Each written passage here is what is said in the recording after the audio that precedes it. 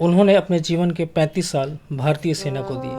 अपने कार्यकाल में वे शांति सेना का हिस्सा बनकर लिट्टे आतंकवादियों का सामना किया। जब उनकी पोस्टिंग नागालैंड में थी तो वे नागालैंड के आतंकवादियों से लड़े। फिर कश्मीर पोस्टिंग के दौरान कश्मीरी आतंकवादियों का डटकर मुकाबला किया और 1999 में कारगिल युद्ध के समय उस ऐतिहासिक युद्ध का हिस्सा बने। जी हाँ, हम बात कर रहे हैं ब्रिगेडियर अहमद अली जी की, जिनको सेना में सराहनीय कार्य के लिए भारत सरकार ने सेना मेडल से सम्मानित किया।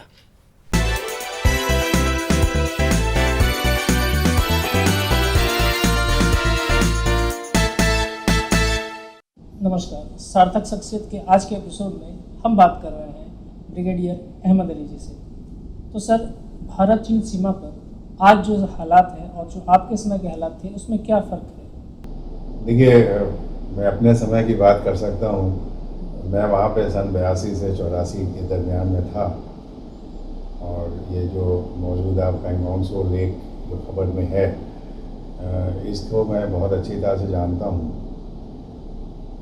आपको ताजुब होगा ये सुन के कि उस ज़माने में और अभी हाल तक हथियार लेके हम लोग सरहद तक नहीं जाते थे और बहुत बेफिक्री का दौर था। हम लोग दबा के पेट्रोलिंग करते थे और बिल्कुल लाइन ऑफ एक्चुअल कंट्रोल तक जाया करते थे। किसी के तरफ से इंटरफेरेंस या मुदाखलत नहीं थी और ख़ासकर चाइनीज़ भी एक दो बार ही दिखे हम लोग को। मैंने खुद उनको एक ही या दो बार देखा। लेकिन अब जो हालात बदल गए हैं उससे तो ऐसा लगता है कि हालात ख़राब हो गए। मैं उसमें नहीं जाना चाहता कि क्यों हुए और कैसे हुए, लेकिन एक चीज़ समझ में आती है अखबारों से और जो खबरें सुन के कि चाइनीज़ वहाँ तक हैं जहाँ पहले वो नहीं थे और वो पेट्रोल हमारी उससे आगे भी जाया करती थी। चाइनीज़ की एक पॉलिसी रही है ज़मीन धीरे धीरे चुराना। इन्होंने सिर्फ भारत के साथ नहीं किया बल्कि बहुत और मुल्कों के साथ भी यही काम किया। तो ये एक झटके में बहुत सारी ज़मीन नहीं कब्ज़ा करते, ये धीरे धीरे बढ़ते रहते हैं। सन 62 में इन्होंने थोड़ा कब्ज़ा किया, अब इन सालों में इतने सालों में इन्होंने और बढ़ गए आगे। तो ऐसा लगता है कि इनके लिए लाइन ऑफ एक्चुअल कंट्रोल कोई चीज़ ही नहीं है, जबकि हम लोग इसका बड़ा ख्याल रखते थे कि लाइन ऑफ एक्चुअल कंट्रोल कभी भी ब्रीच न करे। वो चाइनीज़ नहीं करते। अभी जो जहाँ पे ये मौजूद हैं वो जगह पे इनको नहीं होना चाहिए था। सिर्फ यही कह सकता हूँ कि इन पे भरोसा नहीं किया जाए, न इनकी बातों पे न इनके एक्शंस पे। इस मसले पर हमारे देश की रणनीति क्या होनी चाहिए? देखिए, जंग तो किसी चीज़ का फैसला कुन चीज़ नहीं होती है और इस हालात में जब हम और बहुत सारी समस्याओं में उलझे हुए हैं, जैसे कोविड है या छोटी सी चीज़ ले लीजिए कि साइक्लोन आ रहा है या टिड्डी दल आ रहे हैं, तो भारत इस वक्त कई मुश्किलात में से गुज़र रहा है। उस मुश्किलात में एक ये भी मुश्किलात है कि चीन बॉर्डर पे दस्तक दे रहा है। मेरे समझ से फ़ौज तो रोक के रखेगी, वो कर रही है बहुत अच्छे तरह से। साथ साथ कूटनीतिक भी शुरू कर देना चाहिए और इसको पॉलिटिकल लेवल पे ले जाके बात को ख़त्म करना चाहिए। मैं जंग का कायल नहीं हूँ, हालांकि खुद फौजी रहा हूँ, लेकिन मैं ये जानता हूँ कि जंग से हर चीज़ के फैसले नहीं मिलते हैं। इसको अंतर्राष्ट्रीय लेवल पे ले जाए, चीन को इतना एक्सपोज कर दिया जाए कि पूरी दुनिया उसकी हरकतें समझ जाए और ख़ुद ब खुद चीन इतना शर्मिंदा हो जाए कि वो ऐसे हरकतें करने से गुरेज करे। सर, आप कारगिल वार का हिस्सा रहे हैं, तो कारगिल वार ने हमें क्या सबक सिखाया? फौज की एक प्रिंसिपल्स ऑफ वॉर में एक चीज़ होती है सरप्राइज, कि आप दुश्मन को चौंका दें, दुश्मन को सरप्राइज कर दें। कारगिल वॉर में हम खुद सरप्राइज हो गए। वहाँ पे भी दुश्मन ऐसी जगह आके बैठ गया जहाँ हमको पता नहीं चल सका। हमको जो एक सबक सीखा कि आपको सरहद तक पकड़ के रखना है ज़मीन को, और आखिरी इंच तक भारत की उस पर पेट्रोलिंग करते रहना है, और यकीन करें कि आइंदा कभी सरप्राइज ना होने पाए। एक होशियार शत्रु की हमेशा ये कोशिश होती है कि आपको अनअवेयर पकड़ ले, अनजाने में आपको पकड़ ले, और आप अगर एक अच्छे फौजी हैं तो आप ये कोशिश करेंगे कि आपको कभी सरप्राइज ना कर सके कोई।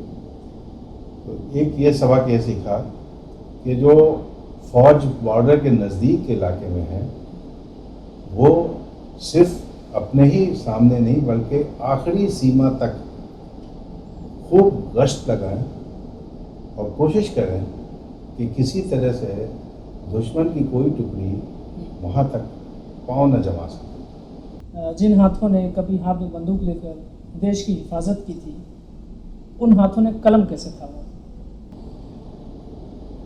मेरा फौज में आना ही एक हमारे दोस्तों को ताजुब हो रहा था, क्योंकि मेरा मिशन कुछ सिविल सर्विसेज में जाने का था। ये ज़िंदगी की ऐसी मोड़ आई थी कि जिसमें हमने तय कर लिया कि चलो फौज में चलते हैं। जब मैं फौज में था तो मुझे पढ़ाई लिखाई में रुचि थी और मैं कुछ न कुछ लिखता पढ़ता रहता था। मैं इंस्ट्रक्टर रहा हूँ इन्फेंट्री स्कूल महू में, जहाँ ऑफिसर्स को सिखलाता था, और फिर बाद में आर्मी वॉर कॉलेज वो भी महू में है, वहाँ भी था। पढ़ने लिखने में एक दिलचस्पी थी, किताबों से मेरा शौक़ था, और ज्यों-ज्यों उम्र बीतती गई वो शौक़ और बढ़ता चला गया।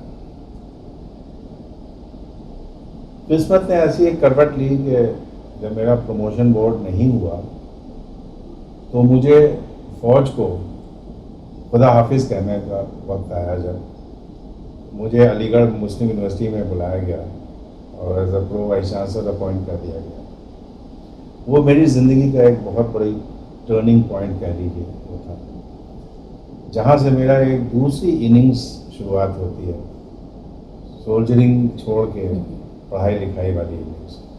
और मैं टीचर्स के बीच में और तलबा स्टूडेंट्स के बीच में चला गया, और एक दूसरी दुनिया वो थी। और तब से मुझे और मज़ा आने लगा कि ये भी एक दुनिया है जहाँ हमने फ़ौज की सब चीज़ें सीखी 36 साल तक। एक 5 साल मेरा अलीगढ़, वो मेरी ज़िंदगी के बहुत ही अहम और बहुत ही ख़ास दिन रहे हैं।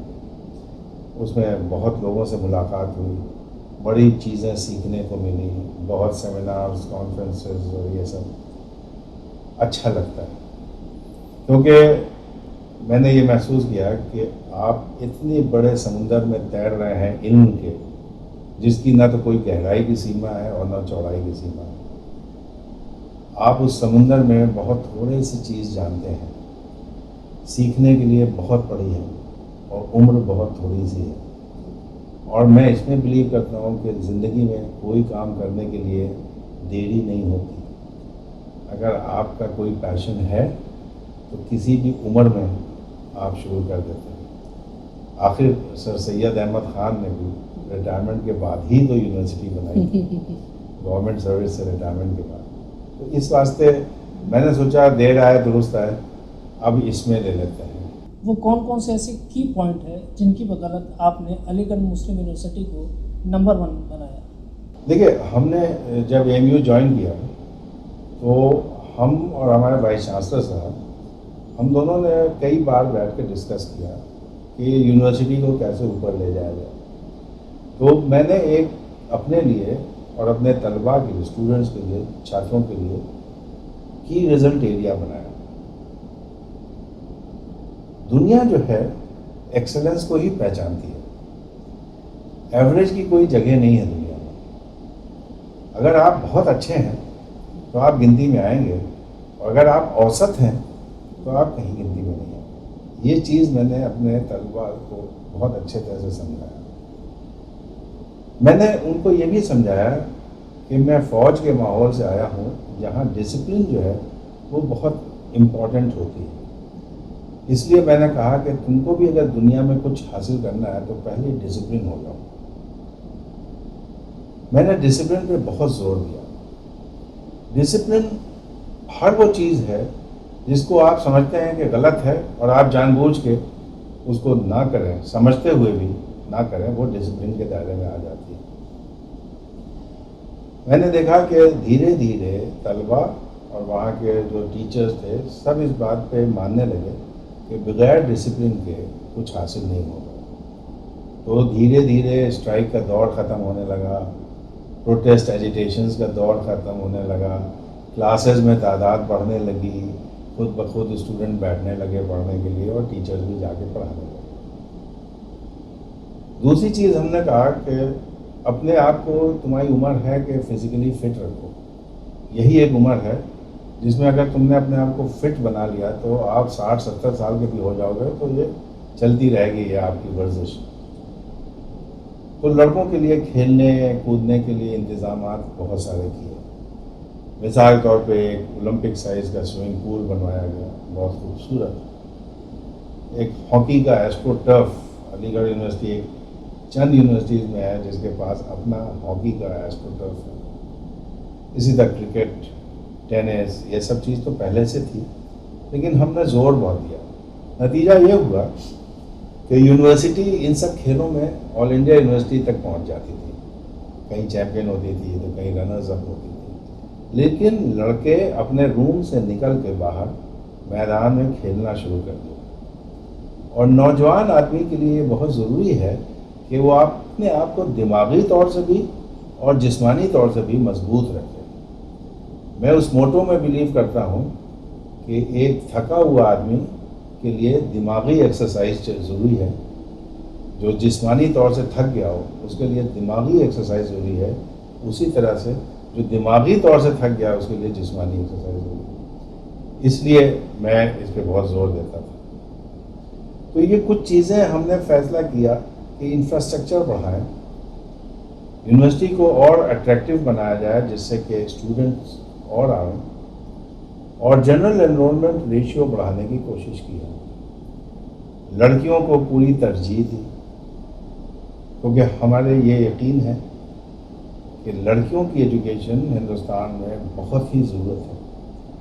तो हमने वहाँ लड़कियों को बहुत इनकरेज किया, ना ही सिर्फ कि क्लास आओ बल्कि हर एक्टिविटी में हिस्सा लो, एक्स्ट्रा करिकुलर एक्टिविटी में हिस्सा लो, जिससे कि तुम्हारी ऑलराउंड डेवलपमेंट हो सके पर्सनैलिटी।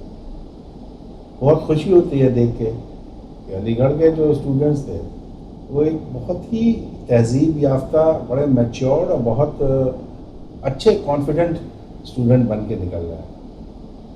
मुझे इस बात की खुशी होती है कि हमारे चलते चलते 2017 में यूनिवर्सिटी नंबर 1 रैंक पे पहुंच गई। इससे ज़्यादा सेटिस्फैक्शन हमें नहीं मिल सकता। हायर एजुकेशन के फील्ड में आज आप भारत को कहाँ पाते हैं? देखिए, हायर एजुकेशन दो तरह से होती है। एक तो आप कम लोगों को पढ़ाएं और बहुत क्वालिटी एजुकेशन दें, जिसके लिए दुनिया में बहुत सी यूनिवर्सिटी मशहूर हैं। लेकिन हमारे साथ मसला ये है कि आबादी इतनी बड़ी है मुल्क की कि हम थोड़े लोगों को क्वालिटी एजुकेशन देंगे तो शायद हम अपने मिशन में कामयाब नहीं हो पाएंगे। इसलिए हमें मास स्केल एजुकेशन देनी है। हमें हर गांव से इलिटरेसी दूर करनी है। हर आदमी को कलम पकड़ना आना चाहिए और लिखना आना चाहिए, पढ़ना आना चाहिए। उसके लिए जब आप लार्ज स्केल पे जाते हैं तो एजुकेशन स्टैंडर्ड्स कहीं ना कहीं कॉम्प्रोमाइज़ हो जाते हैं। अब ये टीचर्स के ऊपर है और मैनेजमेंट के ऊपर है कि वो क्वालिटी कैसे इंश्योर करते हैं, ये बात रखते हुए भी कि तादाद स्टूडेंट्स की बढ़ती जाए हर साल। आपको क्वांटिटी भी बढ़ाना है और क्वालिटी भी बढ़ाना है, क्योंकि दुनिया जो है वो क्वालिटी ढूंढती है, क्वांटिटी में दिलचस्पी कम होती है। लेकिन जैसे मैंने कहा कि मुल्क की समस्या ये है कि हमारे पास तादाद बहुत है। अब उस तादाद को हम क्वालिटी में कैसे तब्दील करते रहें, ये हुनर टीचर्स का है, और जो कॉलेज जो चलाता है या यूनिवर्सिटी चलाती है उनका होना चाहिए। लेकिन अब हम इस स्टेज पे पहुंच चुके हैं कि हमारे पास रिसर्च फैसिलिटीज़ बहुत हैं, हमारे पास लड़कों को सीखने के लिए एक मादा है, उनके अंदर एक क्यूरियोसिटी पैदा कर दिया गया है पूरे मुल्क में, जिससे कि वो सीखना चाहते हैं। और अब सही रास्ते पे उनको लेके चलेंगे तो ये कोई बड़ी बात नहीं है कि हम भी ऑक्सफोर्ड और हार्वर्ड और स्टैनफोर्ड जैसे यूनिवर्सिटीज़ यहाँ भी कायम कर सकते हैं। हमें उम्मीद है कि आने वाली पुश्तें बहुत ही तेज़ पढ़ी लिखी होंगी, और वो जो दिन जहालत के थे वो हमारे पीछे दूर छूट चुका होगा। ब्रिगेडियर अहमद अली जी अपनी कम्युनिटी से क्या कहना चाहेंगे?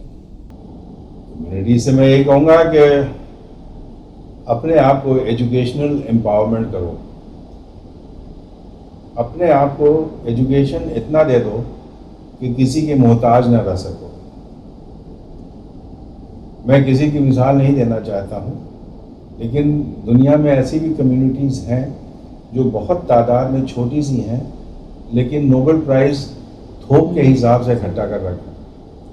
उनके तरफ देखो और ऐसे ही तुम भी करो। अगर आपके पास एजुकेशनल एम्पावरमेंट आ जाती है तो स्काई इज़ द लिमिट, फिर तो आसमान ही आपके लिए है। याद रखिए कि डिस्पैरिटी, या आप कहते हैं कि साहब हमारे साथ ये नहीं होगा वो नहीं होगा, ये उन्हीं के साथ होती है जो कमज़ोर होते हैं। डेस्टिनी हारने वालों के लिए होती है, जीतने वालों के लिए कोई चीज़ डेस्टिनी नहीं होती। आप एम बनाएं, आप यकीन करें कि चाहे हमको एक ही वक्त की रोटी खाने को मिले, मैं अपने बच्चे को पढ़ाऊंगा ज़रूर, उसको स्कूल भेजूंगा, और स्कूल से ही ड्रॉप आउट नहीं होने दूंगा, मैं उसको कॉलेज भी भेजूंगा, और उसको जितना मैक्सिमम पढ़ा सकूंगा पढ़ाऊंगा। यकीन मानिए कि अगर आपके परिवार में ऐसा हो गया तो गरीबी आपसे मीलों दूर रहेगी। आप तो गरीबी छू नहीं सकते, आप खुशहाल रहेंगे। सिर्फ मेरे आपसे इल्तिजा है कि आप अपने कुनबे को पढ़ाइए, अपने आसपास के लोगों को पढ़ाइए, और सिर्फ पढ़ाई के ज़रिए ही आपका उत्थान हो सकता है। ज़िंदगी से क्या सीखने मिला? ज़िंदगी ने तो बहुत सबक सीखा है। अब मैं इस पड़ाव पे हूँ कि जब मुड़ के देखता हूँ तो बहुत से सीखे हैं, लेकिन मैंने ये देखा कि ज़िंदगी बहुत क्रूर भी हो सकती है और अनफॉरगिविंग होती है ज़िंदगी। मुकद्दर आपके हाथ में, अपना मुकद्दर बनाना आपका काम है। आप ये ना सोचिए कि आपका भाई, आपका बाप या आपका कोई रिश्तेदार आपकी मुकद्दर संभाल देगा। अगर ये बात आप मानते हैं तो ये भी समझ लीजिए कि ज़िंदगी असली में कंप्यूटर की वो बटन नहीं है जहां आपने डिलीट दाबा तो डिलीट हो गया, और जहां आपने कोई चीज़ निकालना चाहा तो एक बटन दाबा वो निकल गई, खुल गई। असल लाइफ में मेहनत और सच्ची लगन आपको आगे ले जाती है। अगर आपके अंदर मेहनत करने का जज्बा है, आपके अंदर लगन है ईमानदारी के साथ, तो आप बहुत तरक्की कर सकते हैं। लेकिन शॉर्टकट करने की कोशिश ना कीजिए कभी भी। असल ज़िंदगी में तरक्की उन्हीं को मिलती है जिन्होंने मेहनत किया है। शॉर्टकट वाले कहीं ना कहीं रुक जाते हैं। आप भी मेहनत करना सीखिए। ऐसी कोई ख्वाहिश, सपना जो मन में रह गया हो और उसे पूरा करना चाहते हैं? बहुत से अरमान हैं, कहते नहीं कि हज़ारों अरमान, हर अरमान पे दम निकले वाली बात है। लेकिन मैं आज भी ये चाहता हूँ कि अगर मैं नौजवान होता तो मैं एक बार फिर फौज में जाता। मुझे वो ज़िंदगी बहुत अच्छी लगी। लेकिन अब मैं ये चाहता हूँ कि मैं अपने गांव जाऊँ और अपने गांव में नीम के पेड़ के नीचे लेटूँ, सोऊं, गांव वालों के बीच में खाना खाऊं जैसे बचपने में मैं करता था। और ये मेरी हसरत है कि मैं अपने उस मिट्टी में फिर से जाऊं जहाँ से मैं उठा था। और मुझे अपने गांव से बहुत प्यार है और मैं जाऊंगा अपने गांव, और जो कुछ हो सकेगा अपने गांव, अपने उस इलाके के लिए जो कुछ बना सकूंगा मैं करूंगा। मेरी एक हसरत है कि मैं एक स्कूल बनाऊं, एक इतना अच्छा स्कूल बनाऊं जहाँ के बच्चे पढ़ के बाद में हमें याद करें कि मैं उस स्कूल का